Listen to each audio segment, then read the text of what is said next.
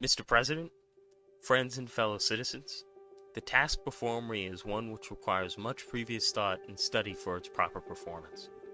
The papers and placards say that I am to deliver a 4th of July rotation. This certainly sounds large and out of the common way, for it is true I have often had the privilege to speak in this beautiful hall, and to address many who now honor me with their presence. The fact is, ladies and gentlemen, the distance between this platform and the slave plantation from which I escaped is considerable, and the difficulties to be overcome in getting from the latter to the former are by no means slight. That I am here today, to me, is a matter of astonishment as well as of gratitude. This, for the purpose of this celebration, is the 4th of July. It is the birthday of your national independence and of your political freedom. This, to you, is what the Passover was to the emancipated people of God. It carries your minds back to the day and to the act of your great deliverance. This celebration also marks the beginning of another year of your national life and reminds you that the Republic of America is now 76 years old. I am glad, fellow citizens, that your nation is so young. You are, even now, only in the beginning of your national career, still lingering in the period of childhood. I repeat, I am glad this is so. There's hope in the thought, and hope is much needed under the dark clouds which lower above the horizons. Fellow citizens, the simple story is that 76 years ago, the people of this country were British subjects. The style and title of your sovereign people, in which you now glory, was not then born. You were under the British crown. Your fathers esteemed the English government as the home government, England as the fatherland, although a considerable distance from your home, imposed in the exercise of its parental prerogatives upon its colonial children such restraints, burdens, and limitations as, in its mature judgment, it deemed wise, right, proper. But your fathers, who have not adopted the idea of the infallibility of government and the absolute character of its act, presume to differ from the home government in respect to the wisdom and the justice of some of those burdens and restraints. They went so far as to pronounce the measures of government unjust, unreasonable, and oppressive, and altogether such as ought not to be quietly submitted to. I scarcely need to say, fellow citizens, that my opinion of those measures fully accord with that of your fathers, feeling themselves harshly and unjustly treated by the home government. Your fathers, like men of honesty and men of spirit, earnestly sought redress. They petitioned and remonstrated. They did so in a decorous, respectful, and loyal manner. This, however, did not answer the purpose. They saw themselves treated with sovereign indifference, coldness, and scorn. Oppression makes a wise man mad. Your father became restive under this treatment. They felt themselves the victim of grievous wrongs, wholly incurable in their colonial capacity. With brave men, there is always a remedy for oppression. Just here, the idea of a total separation of colonies from the crown was born. It was a startling idea, much more so than we, at this distance of time, regard it. The timid and the prudent of that day were of course shocked and alarmed by it. Their opposition to the then dangerous thought was earnest and powerful.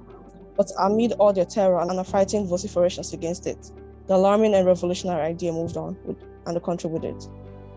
On the 2nd of July, 1776, the Old Continental Congress, to the dismay of the lovers of ease and the worshippers of property, clothed that dreadful idea with all authority of national sanction. They did so in the form of resolution. We seldom hit upon resolutions drawn up in our day whose transparency is at all equal. Resolved that these united colonies are, and of right, ought to be free and independent states, that they are absolved from all allegiance to the British Crown. Citizens, your fathers made good that resolution. They succeeded, and today you reap the fruits of their success. The freedom gained is yours, and you, therefore, may properly celebrate this anniversary. The 4th of July is the first great fact in your nation's history, the very ring bolt in the chain of your yet undeveloped destiny.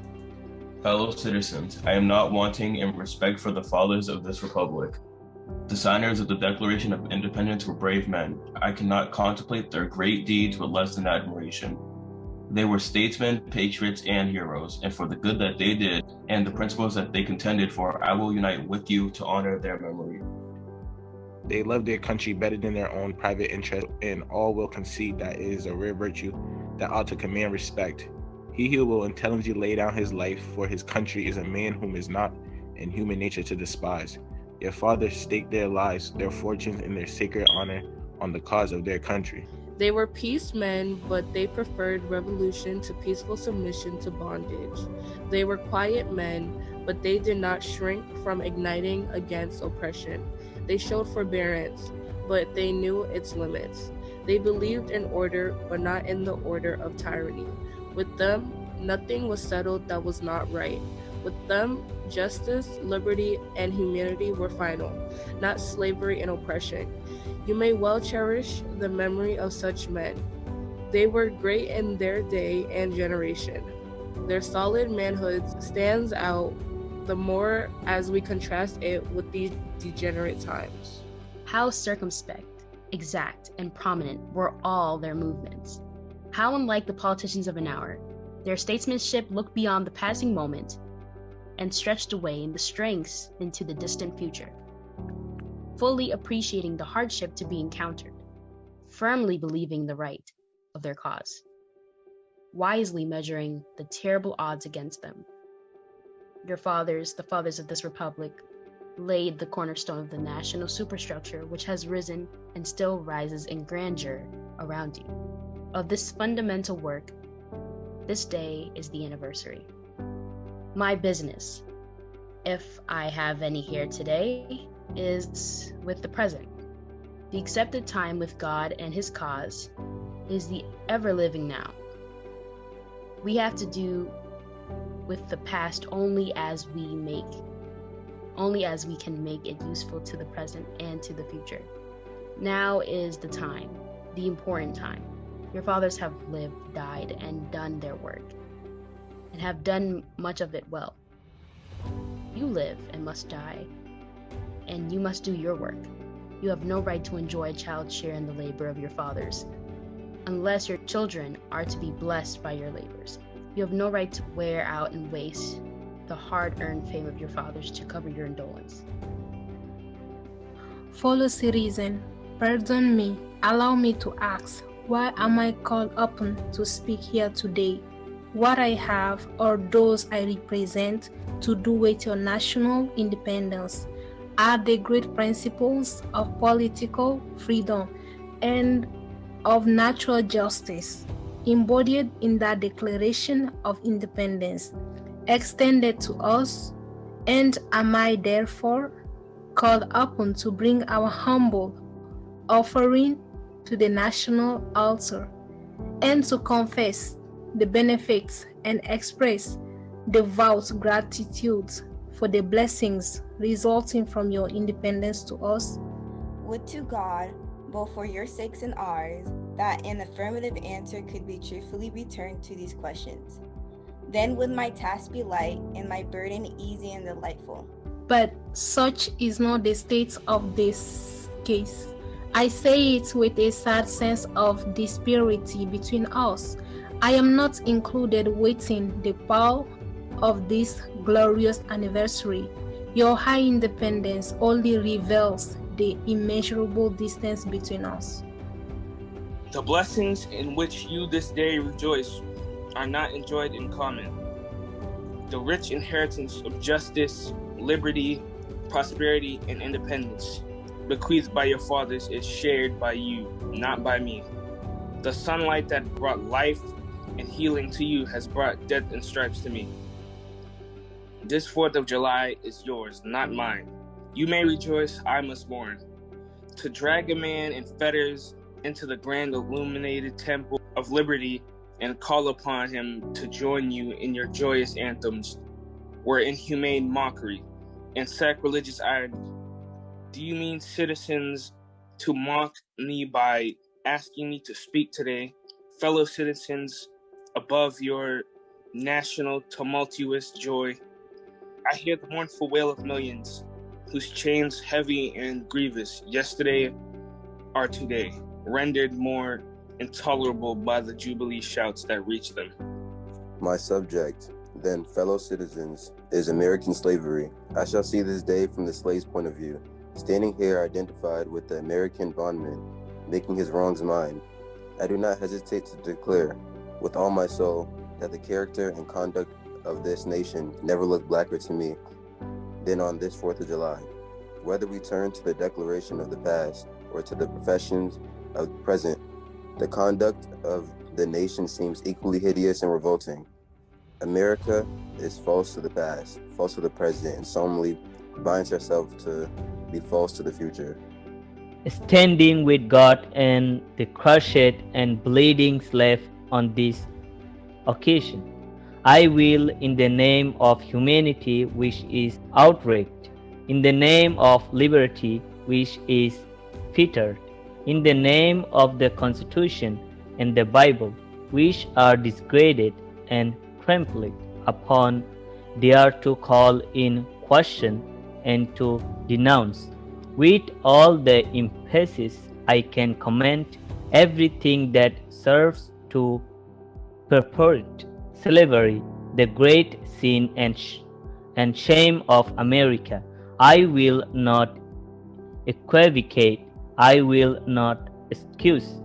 I use the severest language I can comment, and yet not on word shall escape me that any man, whose judgment is not bleeding by prejudice, or who is not at heart a slaveholder, shall not confess to be right and just. Must I undertake to prove that the slave is a man? The slaveholders themselves acknowledge it in the enactment of laws for their government. They acknowledge it when they punish disobedience on the part of the slave. There are 72 crimes in the state of Virginia, which, if committed by a black man, subject him to the punishment of death, while only 2 of the same crimes will subject a white man to the like punishment. What is this but the acknowledgement that the slave is a moral, intellectual, and responsible being? Southern statute books are covered with enhancements forbidden, under severe fines and penalties, the teaching of the slave to read or to write. When can you point to any such laws in reference to the beast of the field? Then I may consent to the manhood of the slave. When the dogs in your street, when the fowls of the air, when the cattle on your hills, when the fish of the sea, and the reptiles that crawl shall be unable to distinguish the slave from a brute, then I would argue with you that the slave is a man. For the present, it is enough to affirm the equal manhood of the Negro race. Is it not astonishing that while we are plowing, planting, and reaping, using all kinds of mechanical tools, erecting houses, constructing bridges, building ships, working in metals of brass, iron, copper, silver, and gold, that while we are reading, writing, and ciphering, acting as clerks, merchants, and secretaries, having among us lawyers, doctors, ministers, poets, authors, editors, orators, and teachers, that while we are engaged in all manner of enterprises common to other men, digging gold in California, capturing the whale in the Pacific, feeding sheep and cattle on the hillside, living, moving, acting, thinking, planning, living in families as husbands, wives, and children, and above all, confessing and worshiping the Christian's God, and looking hopefully for life and immortality beyond the grave. We are called upon to prove that we are men. Would you have me argue that man is entitled to liberty, that he is the rightful owner of his own body? You have already declared it. Must I argue the wrongfulness of wrong? Is it to be settled by the rules of logic and argumentation? As a matter beset with great difficulty involving a doubtful application of the principle of justice, hard to be understood, how should I look today to the presence of Americans, to show that men have a natural right to freedom? To do so would be to make myself ridiculous and to offer an insult to your understanding. There's not a man beneath the canopy of heaven that does not know that the slavery is wrong for him. What am I to argue that it is wrong to make men brutes, to rob them of their liberty, to work them without wages, to keep them ignorant of their relations to their fellow men, to beat them with sticks, to flay their flesh with the lash, to load their limbs with the irons, to hunt them with dogs, to knock out their teeth, to burn their flesh, to starve them into obedience and submission to their masters? Must I argue that a system thus marked with blood and stained with pollution is wrong? No. It's for my time and strength, then such arguments would in play. What then remains to be argued? Is it that slavery is not divine, that God did not establish it, that our doctors of divinity are mistaken? There is inhumane, cannot be divine. Who can reason on such a proposition? I cannot. The time for such argument is past. At a time like this, scorching irony, not convincing argument is needed. Oh, had I the ability, and could I reach the nation's ear, I would today pour out a fiery stream of biting ridicule, blasting reproach, withering sarcasm, and stern rebuke. For it is not light that is needed, but fire. It is not the gentle shower, but thunder. We need the storm, the whirlwind, and the earthquake. The feeling of the nation must be quickened. The conscience of the nation must be roused. The propriety of the nation must be startled. The hypocrisy of the nation must be exposed, and its crimes against God and man must be proclaimed and denounced. What to the American slave is your 4th of July? I answer, a day that reveals to him, more than all other days in the year, the gross injustice and cruelty to which he is the constant victim. To him, your celebration is a sham, your boasted liberty an unholy license, your national greatness swelling vanity. Your sounds of rejoicing are empty and heartless, your denunciations of tyrants brass-fronted and pundits. Your shouts of liberty and equality, hollow mockery. Your prayers and hymns, your sermons and thanksgivings, with all your religious parade and solemnity, are to him mere bombast, fraud, deception, impiety, and hypocrisy. A thin veil to cover up crimes which would disgrace a nation of savages. There is not a nation on earth guilty of practices more shocking and bloody than are the people of these United States at this very hour. Go where you may, search where you will, roam through them all the monarchies and despotisms of the world. Search out every abuse, and when you have found the last, lay your facts by the side of the everyday practices of this nation. And you will say with me that for revolting barbarity and shameless hypocrisy, America reigns without rival. Take the American slave trade, which is especially prosperous just now and carried on in all the large towns and cities in one half of this Confederacy. In several states, this trade is a chief source of wealth. It is called the eternal slave trade. In order to divert from it the horror from which the foreign government is contemplated, that trade has long since been denounced by this government as piracy, as an execrable traffic. To arrest it, this nation keeps a squadron at immense cost on the coast of Africa. Everywhere in this country, it is safe to speak of this foreign slave trade as a most inhumane traffic, opposed alike to the laws of God and of men. It is, however, a notable fact that while so much execration is poured out by Americans upon those engaged in the foreign slave trade, the men engaged in the slave trade between the states pass without condemnation, and their business is deemed honorable. Behold the practical operation of the internal slave trade, the American slave trade, sustained by American politics and American religions. Here you'll see men and women reared like swine for the market. You know what is a swine drover? I will show you a man drover. They inhabit all our southern states. They perambulate the country, the crowd of the highways, the nation. With droves of human stock, you will see one of these human flesh drovers armed with pistol, whip, bowie knife, and driving company of 100 men, women, and children, from the Potomac to the slave market at New Orleans. These wretched people are to be sold singly or in lots to suit purchasers. They are food for the cotton field and the deadly sugar mill. Mark of the sad procession as it moves wearily along the humane ranch who drives them. Hear his savage yells as his blood chilled or as he hurries past his affrighted captive.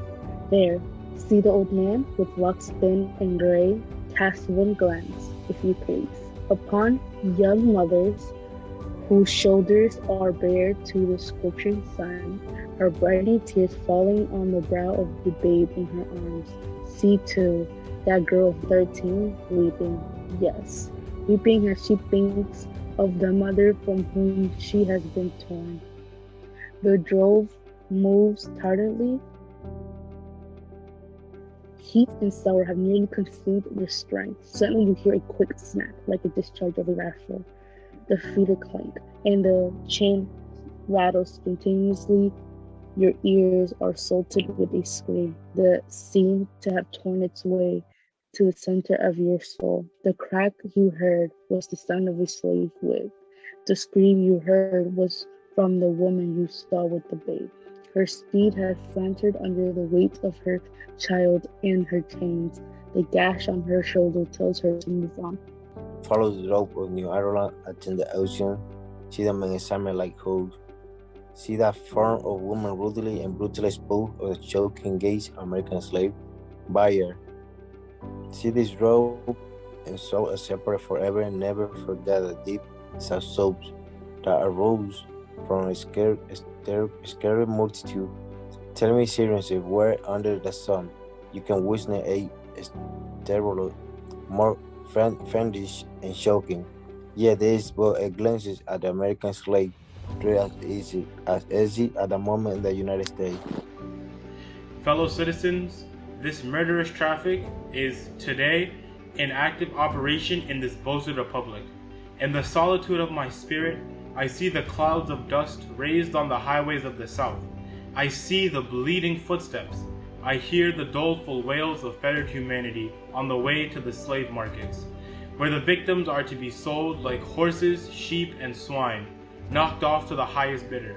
There I see the tenderest ties ruthlessly broken, to gratify the lust, caprice, and rapacity of the buyers and sellers of men. By an act of the American Congress, not yet 2 years old, slavery has been nationalized in its most horrible and revolting form. Mason and Dixon's lines has been obliterated. New York has become as Virginia, and the power to hold, hunt, and sell men, women, and children as slaves remains no longer a mere state institution, but is now an institution of the whole United States. Power is coextensive with the Star-Spangled Banner and American Christianity. Where these go may also go the merciless slave hunter. Where these are, men are not sacred. He is a bird for the sportsman's gun.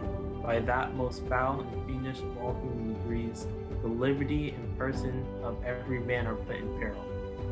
Your broad Republican domain is hunting ground for men. Your landmarks have commanded all good citizens to engage in this hellish sport.